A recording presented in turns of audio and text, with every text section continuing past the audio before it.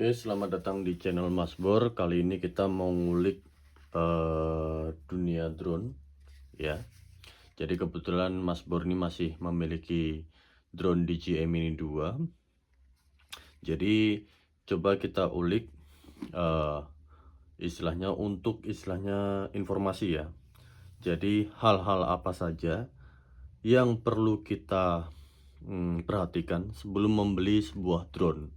Karena kebetulan drone ini harganya ya cukup lumayan mahal ya. Ya hampir 7 juta ya. Kalau normal memang yang DJI Mini 2 yang basic saja itu 7 juta 200 ya. Kalau basic itu 7 juta 200 ya. Tapi kalau combo bisa 8 juta sampai 9 juta ya. Kalau combo itu. Oke. Nah, sekarang kita ulik sebelum kita membeli sebuah drone ya, ada beberapa poin yang memang harus kita perhatikan supaya umur drone ini cukup awet gitu ya. Jadi poin pertama adalah mempelajarinya ya. Jadi sebelum kita membeli sebuah drone, alangkah lebih baiknya kita tuh paham semua fiturnya, mempelajari semua fiturnya, baru membeli sebuah drone. Jadi jangan sampai mindsetnya adalah kita membeli drone terlebih dahulu baru kita mempelajarinya. Nah, itu yang banyak terjadi di kita ya, termasuk di saya. Nah, dampaknya apa? Dampaknya bisa fatal ya. Dampaknya mungkin drone ini bisa crash ya, bisa jatuh atau crash dan mengakibatkan istilahnya beberapa kerusakan di bagian drone-nya ya. Karena drone ini istilahnya dia sangat sensitif karena ini kan karena dia pesawat ya. Sekali dia jatuh, sekali dia crash ya, itu akan berdampak ke beberapa part yang lain atau fitur-fitur yang lain ya. Jadi sangat krusial ya. Contoh umpamanya kita nabrak crash nih di bagian depan. Mungkin yang patah bagian kaki atau propellernya. Nah, suatu saat mungkin bisa berdampak ke bagian kaki-kaki yang lain atau mungkin sampai ke bagian gimbalnya. Jadi memang sangat krusial.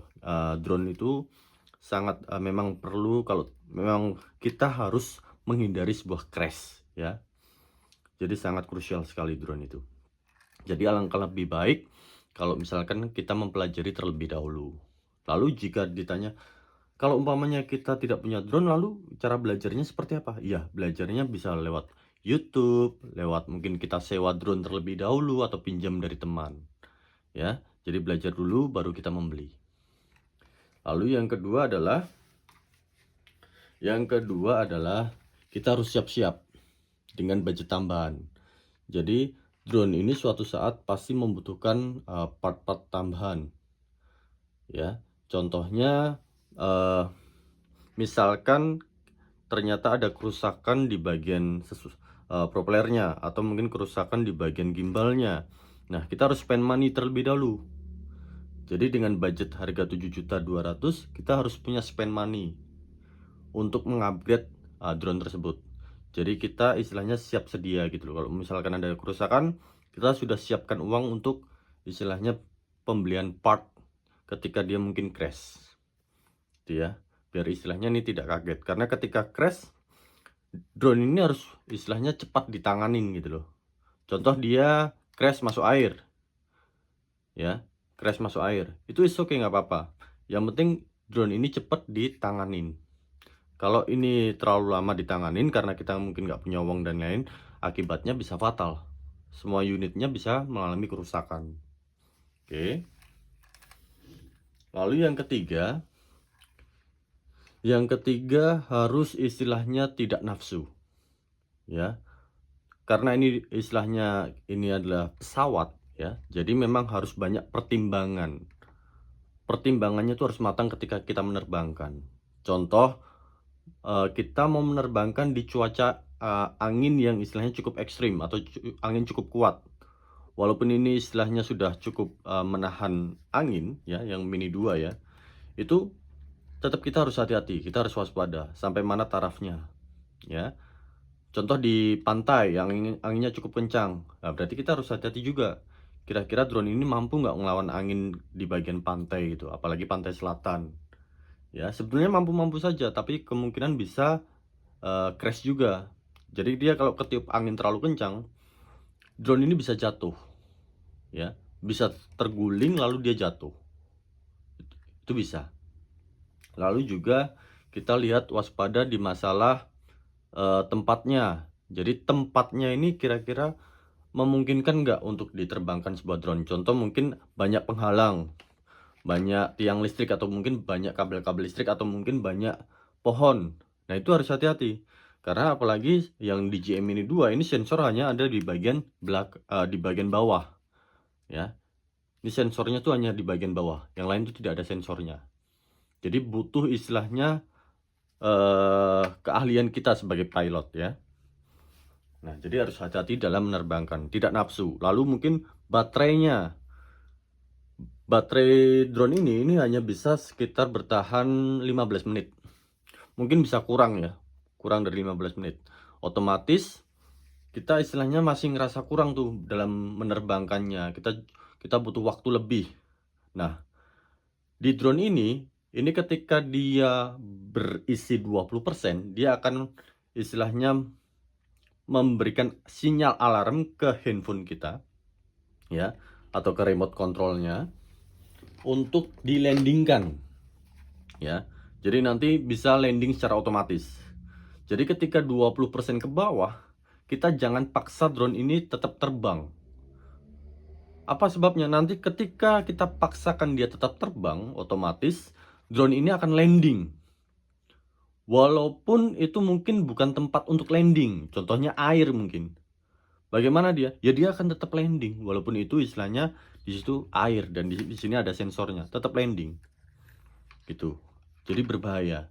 Jadi misalkan baterai kita tinggal di bawah 20%, jangan sampai kita menerbangkan drone ini, ya. Itu cukup berbahaya. Lalu selanjutnya adalah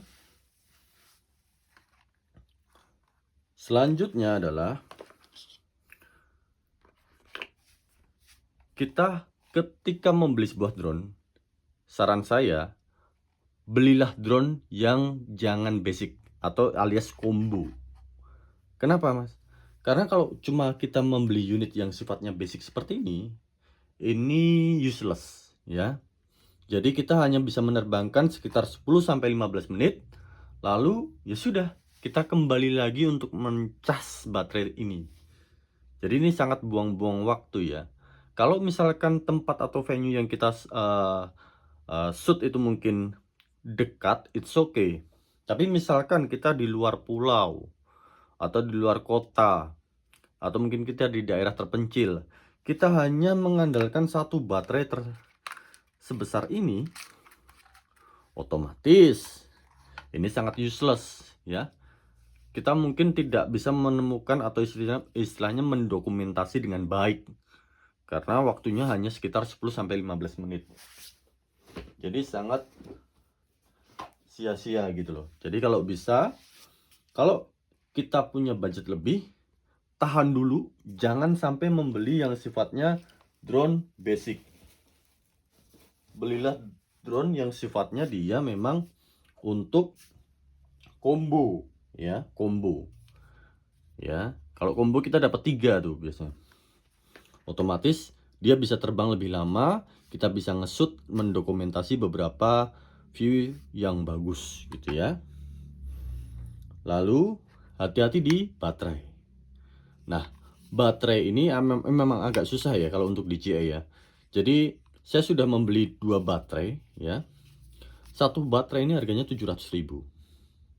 Nah, jadi untuk keamanan baterai, kita istilahnya jangan sampai ini mencas terlalu penuh, ya. Misalkan kita tidak gunakan di waktu yang lama pun, kalau bisa kondisinya juga jangan terlalu penuh. Setidaknya 40%, 30%, it's okay, nggak apa-apa, ya. Dan jangan ditempatkan di tempat yang lembab, ataupun di tempat yang istilahnya terkena langsung sinar matahari, ya. Di suhu ruangan biasa saja, dan kapasitasnya jangan sampai penuh. Kalau kita tidak menggunakan dengan waktu yang lama ya, setidaknya ya 30-40%. Itu udah cukup. Oke, itu untuk baterai. Lalu yang terakhir adalah penyakitnya. Nah, sebelum membeli sebuah drone ya, apalagi yang sifatnya DJI ini, hati-hati di masalah sini. Ini namanya adalah gimbalnya. Kenapa harus hati-hati? Jadi sebetulnya ini adalah penyakit DJI Mini. Ya. Mini 1, Mini 2 itu penyakitnya di situ. Kalau Mini 3 saya kurang tahu ya. Karena saya belum mencoba dan teman-teman saya yang punya Mini 3 juga belum komplain masalah gimbal sih. Tapi di DJI Mini 1 sama Mini 2 penyakitnya sama, yaitu gimbalnya. Gimbalnya kenapa, Bang?